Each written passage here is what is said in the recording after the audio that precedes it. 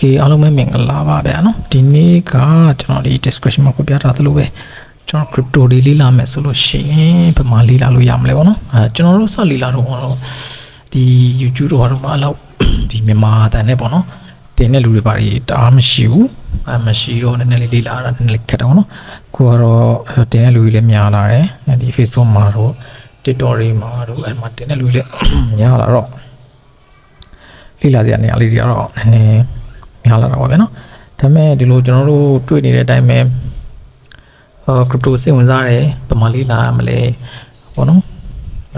Bitcoin တို့ကတော့ကျွန်တော်သိတယ်ဒါပေမဲ့ဘယ်ကစပြီးတော့လေ့လာမှမသိဘူးဆိုတဲ့လူတွေအတွက်နော်ဒီနေ့ဒီဗီဒီယိုလေးကိုလုပ်ပြလိုက်တာဖြစ်ပါတယ်โอเคအဲ့တော့ကျွန်တော်တို့စလိုက်အောင်ပေါ့နော်စပြီးတော့လေ့လာရင်တော့အကောင်းဆုံးကတော့ YouTube ပဲပေါ့ဗျာနော်ကျွန်တော်လည်းဒီ YouTube မှာပဲလေ့လာတာများပါတယ်နော်လေ့လာတာများပါတယ်ဆိုတော့ YouTube မှာကျွန်တော်လေ့လာတာများပါတယ်ပထမဆုံးလေ့လာမယ့် channel ကတော့လေ့လာမယ်လို့တော့မဆိုလို့ပေါ့နော်ကျွန်တော်ကြည့်နေကြ channel လို့ပဲပြောအောင်ပါပေါ့ကိုတခြားတက်တဲ့ channel လည်းရှင်းကျွန်တော်မသိတဲ့ channel လည်းရှင်းမယ်ကိုတက်တဲ့ကိုအစီအပြည့်နေမှာကြည့်ကြည့်ပေါ့နော်ကျွန်တော်တို့ဒီဟာ channel လေး YouTube channel လေးကိုကြည့်ပြတယ်ဒီဟာလေ့လာခြင်းလို့ရှင်းကျွန်တော်ဒီ website ကိုသုံးပြတယ်ဆိုတာလေးကိုပြောပြပေးတာပဲပေါ့နော်ဒါလေ့လာတော့ကိုတက်တဲ့နေရာမှာကိုတက်တဲ့ပုံစံနဲ့လေ့လာလို့ရတယ်နော်ပထမဆုံး channel ကတော့ကျွန်တော်တို့ဒါcrypto ကိုပု channel ပေါ့ဗျာကျွန်တော် channel ပေါ့ကျွန်တော်ကတော့ဒါကြော်ညာဝင်လာပါเนาะ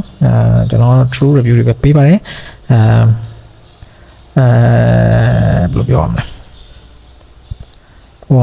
YBDO crypto ကိုပုလို့ YouTube မှာရရှာကြည့်လိုက်ရင်ကျွန်တော်တို့တွေ့နိုင်ပါတယ်ပေါ့နော်ဒီအမတူက Okay တားနာမည်ကြည့်ရဆို Okay တွေ့နိုင်ပါတယ်เนาะဒီ channel မှာကျွန်တော်တို့ဗီဒီယိုလေးတင်ပေးတော့ဗျာကျွန်တော် true review သဘောမျိုးလေးပဲတင်ပေးပါတယ်ဒီမှာလည်းလေ့လာနိုင်ပါတယ်နော်ဟုတ်ပြီနောက်တစ်ခုကကျွန်တော် recommend page နဲ့နောက်ထပ် YouTube channel တစ်ခုကမြန် crypto ဖြစ်ပါတယ်မြန် crypto ကဘာအတွက်လေ့လာလို့ရလဲဆိုလို့ရှိရင်သူက Binance နဲ့ဒီ collab လုပ်ထားတဲ့အဖွဲ့အစည်းဖြစ်တာကြောင့်ကျွန်တော် Binance News တွေ Crypto News တွေနောက်ပြီးတော့သူကဒီ rounded discussion လို့ခေါ်တဲ့ဒီဆွေးနွေးပွဲလေးတွေပေါ့ဗျာနော်အဲ့ဒါလေးတွေကကောင်းတယ်နောက်ထောင်ချီဖို့စင်ပြေလေးလာလို့စင်ပြေပါတယ်နော်မြန် crypto ကစီပါမြန် crypto လေးရရှာလိုက်ရင်ကျွန်တော်တွေ့ပါတယ်ကျုံမှာနော်ဒီ site ပါဒီ channel ပါမြန် crypto မှာကျွန်တော်ပြောခဲ့သလိုပဲ Binance ကိုအတိကအသားပေးပြီးတော့ Binance campaign တွေအဲ့ဒါတွေလည်းပြပေးထားပါတယ်ဗျာနော်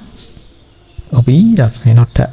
လေ့လာလို့ကောင်းတဲ့ channel လေးတစ်ခုကကျွန်တော်တို့ Go Crypto လို့ခေါ်တဲ့ YouTube channel ပါပဲနော်သူတို့က Bybit နဲ့collab လုပ်ထားတာအဖွဲ့ပါဆိုစီပါသူတို့မှလည်း round discussion တွေပါရှိတယ်ဒီမှာဆိုရင်ကျွန်တော် Go Crypto ဆိုလို့ရှာကြည့်လိုက်ရင်ကျွန်တော်တွေ့ပါတယ်ဗျာနော်ဒီ Go Crypto Studio ဆိုတဲ့ဒီ channel လေးပါသူတို့မှလည်းတော်တော်လေးကောင်းတယ်မှာcontent တွေအများကြီးဖန်တီးပေးကြပါတယ်နော်ဒီကို asset တော့ဆိုလည်းတော်တော်လေးကိုဒါ knowledge တွေနဲ့ပတ်သက်ပြီးတော့ sharing တွေလုပ်ပေးတဲ့ channel လေးပါအချိန်ရရင်လည်းဒီမှာလည်းကျွန်တော် crypto နဲ့ပတ်သက်ပြီးတော့ကျွန်တော်လေ့လာလို့ကောင်းတဲ့နေရာလေးပါနောက်တစ်ခုကတော့နော် Crypto Nova ဆိုတဲ့ YouTube channel ပါCrypto Nova ကတော့ကျွန်တော်တို့ Bigot နဲ့ collab လုပ်ထားတဲ့ channel ပါသူမှလည်း round discussion တွေပါရှိပါတယ်နော် Crypto Nova ပါ Crypto Nova ပါနော်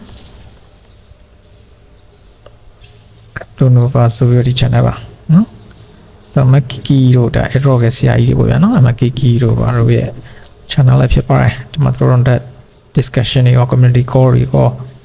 နော်ဒီ Bigot နဲ့ပတ်သက်တဲ့အကြောင်းအရာတော်တော်များလဲနော်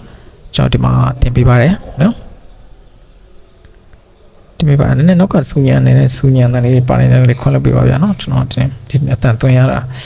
နည်းနည်းလေးခံကစင်မပြေလို့ပါနော် နောက်တနေရာကတော့ YouTube channel တွေကပဲဖြစ်တဲ့ Crypto Gary ဆိုတဲ့ channel ပါနော် Crypto Gary ရဲ့ channel ပါCrypto Gary ရဲ့ channel ကတော့ကျွန်တော်ဒါဒီမှာပြပြတာဆိုလို့ပဲ coin knowledge တွေနဲ့ပတ်သက်တဲ့အားတွေနောက်ပြီးတော့ campaign တွေနဲ့ပတ်သက်တဲ့ဟာတွေကိုသူလို့တို့ရှင်းပုံစံမျိုးလေးနဲ့ပြပြပေးပါတယ်တော်တော်လေးအဆင်ပြေတဲ့ channel တစ်ခုပါပဲနော်အဲ့မှာလည်းလေ့လာလို့ရပါတယ်နော် recommend ပေးတာပေါ့နော်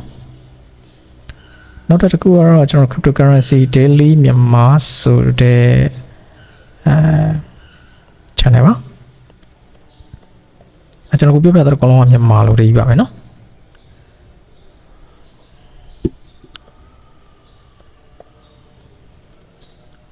ကျွန်တော် typing နေရင်ခုလိုပါကျွန်တော်ပါတော့တစ်ဖက်ကလက်တစ်ဖက်ရိုက်နေရလို့ပါကျွန်တော်တစ်ဖက်က mic ကိုကင်ထားလို့ပါနော် okay cryptocurrency daily မြန်မာဆိုတဲ့ channel လေးပါဒီမှာဆိုလို့ရှိရင်သူကဘာတွေအဓိကကောင်းလဲဆိုလို့ရှိရင်သူ weekly ပေါ့နော် weekly market update တင်တဲ့တင်ပေးပါတယ်နော် live မှာပဲဖြစ်ဒါသူကဒီက forest ပုံစံမျိုးပေါ့နော် market ကဘာတွေဖြစ်နိုင်တယ်လဲဆိုတာလေးတင်ပေးပါတယ်သူမှာ Telegram channel လည်းရှိပါတယ်အဲ့မှာတော့ join ပြီးတော့ဒီ market လာရပေါ့ဘာတွေဖြစ်နိုင်လဲဆိုတော့အများဆုံးတင်ပေးတော့တွေ့ရပါတယ်ပေါ့နော်ဒီနောက်တဲ့ channel တစ်ခုကကျွန်တော်တို့ကိုမျိုးအင်ဆန်ရဲ့ channel ဖြစ်ပါတယ်เนาะအဲ့မှာတော့ကျွန်တော် trading knowledge တွေရော investment knowledge တွေရောเนาะ coin chain တွေရဲ့ knowledge တွေရောအများကြီးပညာရတဲ့channel လေးတစ်ခုပါပဲเนาะကိုမျိုးအင်ဆန်ပါเนาะကျွန်တော်တို့လည်းအများကြီးဟွာရင့်မယ်ထင်ပါတယ်ဆရာမျိုးအင်ဆန်လို့ပဲပြောအောင်ပါပေါ့တော်တော်လေးကောင်းပါတယ်သူရဲ့ visual လေးလည်းအမှတ်သွားပြီးတော့ကျွန်တော်တို့လေ့လာလို့ရပါတယ်เนาะ video အရှိတွေဆိုတော်တော်လေးကိုဒါပညာရတဲ့ video လေးတွေပါဟုတ်ပြီနောက်တစ်ခုကတော့ကျွန်တော်ကိုဇွဲရဲ့YouTube channel ပါเนาะသူကတော့အဓိကတော့ကျွန်တော်တွေ့ရတော့ promotion တွေเนาะ Binance promotion တို့ဒါပါပွဲတွေเนาะပွဲတွေနောက်ပြီးတော့သူ TikTok လည်းရှိရဗျာ TikTok မှာလည်းသူ့ရဲ့ TikTok လေးTikTok အတူလေးတွေလည်း short လေးတွေတော်လေးကောင်းပါတယ် knowledge တွေအများကြီး sharing လုပ်ပေးနေတဲ့အခုတယောက်ပါเนาะသူသင်တန်းတွေပါလည်းရှိရတော့တယ်ကျွန်တော်တို့တော့ဘောနော်သင်တန်းတွေပါလည်းရှိလို့လည်းကြားပါတယ်ကဲနောက်ဒီ channel လေးမှာလည်းကျွန်တော် crypto နဲ့ပတ်သက်ပြီးတော့အများကြီးလို့ရပါတယ်เนาะဟုတ်ပြီနောက်ထပ် channel တစ်ခုကတော့ကျွန်တော် DBS မြန်မာပါ DBS မြန်မာ DBS မြန်မာဟုတ်ပြီ DBS မြန်မာရဲ့ channel ဖြစ်ပါတယ်သူမှာကျွန်တော် forest ကဒီ playlist မှာကျင်အကုန်ပြနိုင်ပါတယ်တော်တော်များများသူက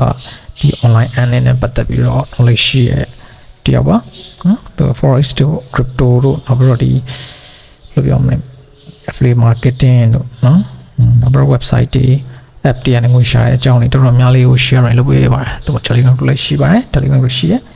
ဆိုတော့အဲ့မှာလည်းတော်တော်များလေးလုပ်လို့ရပါတယ်သင်တန်းတွေလည်းဖွင့်တယ်လို့ဟိုသိရပါတယ်နော်စင်ပြင်တက်ကြည့်လိုက်ပေါ့နော်โอเคနောက်တစ်ခုပြပြပဲနော်နောက်တစ်ခုကကျွန်တော် one blue bell ပါ one blue bell ဖြစ်ပါတယ်စာရော one blue bell မဟုတ်ဘူးဗျာနည်းတော့မေးပါ one blue bell channel ဖြစ်ပါတယ် Queen Boss က channel လို့ပြောမှာပေါ့ဒီတဲကဒါတွေကတော့ဒါ crypto နဲ့ပတ်သက်စားလို့ရှိရင်သူက forex နဲ့ပတ်သက်တယ်ပြီးတော့ဒီ technical ထက်ဆိုင်လို့ရှိရင်သူ fundamental နဲ့ပတ်သက်တာတွေပို့ပြီးတော့သင်ပေးပါတယ်သူ website လည်းရှိတယ်အဲ့ဒါမှလေ့လာလို့ရတယ်ပေါ့နော်ကျိုးသူဒီ playlist ထဲမှာတင်ပေးထားတဲ့ဒီ course တွေပေါ့နော်ဒီ premium course တွေကို free ချပေးတာရှိတယ်အဲ့ဒါလေ့လာလိုက်ရင်တော့မှတောင်းတန်ရုံ futures တို့spot trader တွေကဒါလေးeasy လုပ်လို့ရတဲ့ပုံစံလေးထားလောက်ထိကိုဒီစီရနာပပနဲ့သင်ကြားပေးတဲ့ channel ဖြစ်ပါတယ်เนาะ one book ပါနောက်တစ်ခုဒါဆိုတော့ကျွန်တော် local ထဲမှာတော့ကျွန်တော်ကြည့်ပြတဲ့ channel တွေကတော့ဒီလောက်ပဲပေါ့နော်တချို့ကြိုကြား channel တချို့လည်းကြည့်ပြပါတယ်ဒါပေမဲ့ main အနေနဲ့ဒီလောက်ကြည့်ပြတယ်သူတို့တွေတခြားဒီတင်ပေးကြတယ်ပေါ့နော်နောက်တစ်ခုတော့ကျွန်တော် crypto ars ပေါ့နော်ဒါတော့နိုင်ငံ channel ပါ နိုင်ငံ channel တွေမှာတော့အရန်ကောင်းတဲ့ channel တွေ maybe ရှိကောင်းရှိနိုင်တယ်ကျွန်တော်တို့အရန်ကြီးမကြည့်ပြဘူးပေါ့နော်ကိုယ်ကအင်္ဂလိပ်စာအရင်မကောင်းတာလည်းပါလို့ပေါ့နော်ဒါသူကတော့ဒီ latest news တွေတင်ပေးတယ်နော်ဒါဒီ George ပဲဖြစ်ပါတယ်သူရှိမှလည်းနားထောင်ကြည့်လို့အဆင်ပြေပါတယ်နော် latest news မှာပေါ့ crypto ကြီးထောင်တက်သွားတယ် crypto ထိုးကျသွားတယ်ဘာဖြစ်လို့လဲဆိုရှင်ကျွန်တော်သူရှိမှတော့ကြည့်လို့ရတယ်ပေါ့နော် Twitter တို့ဘာမှတော့ချက်ချင်း update တက်တယ်ဆိုပေမဲ့ကျွန်တော် Twitter တို့လည်းတိတ်ပြီးတော့ကျွန်တော် Twitter အကောင့်လည်းခဏခဏပြည့်တယ်ဘာလို့မသိအသိမကြည့်ပြဘူးအဲဒါကြောင့်ဒီ YouTube မှာပဲသူတို့ဟာလေးတွေပဲလာကြည့်ပြပါတယ်နောက်တစ်ခုကကျွန်တော် Invest Answer ရဲ့Invest Answer ရဲ့ channel ပါ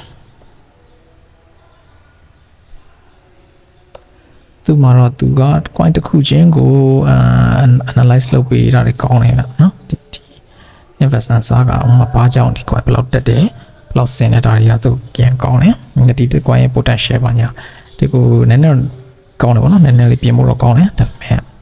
သူ channel မှာလေ့လာလို့ရပါတယ်နောက်ပြီးတော့ရှိသေးတယ်ဗျကောင်းတဲ့ channel တွေတော့နည်းနည်းရှိသေးတယ်နည်းနည်းလေးမေးပါဟုတ်ပြီနောက်တော့ကျွန်တော်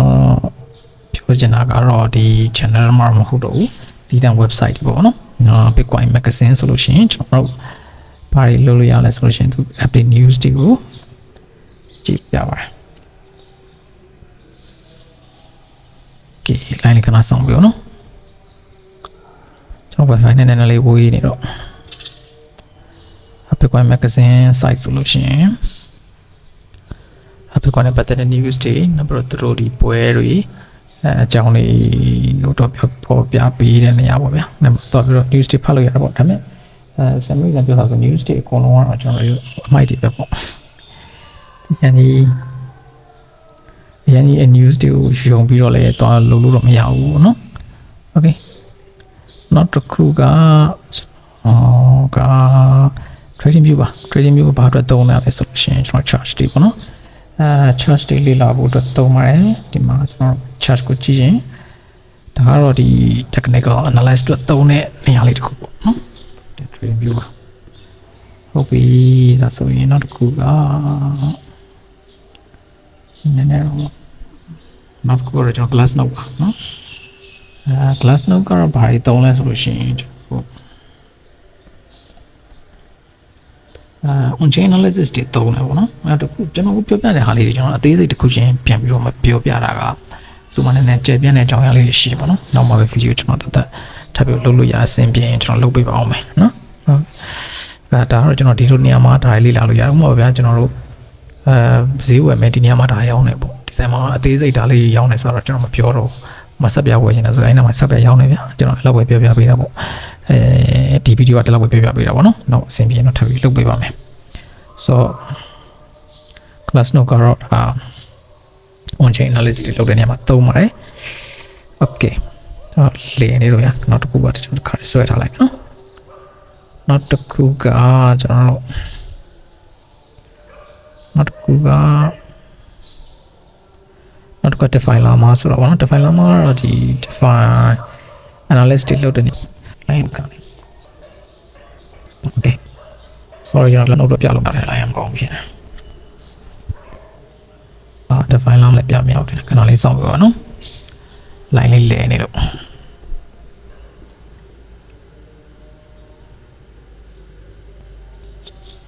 class နောက်လည်းပြလို့မရတော့ဘူးမသိဘူးclass ကတော့ကြာ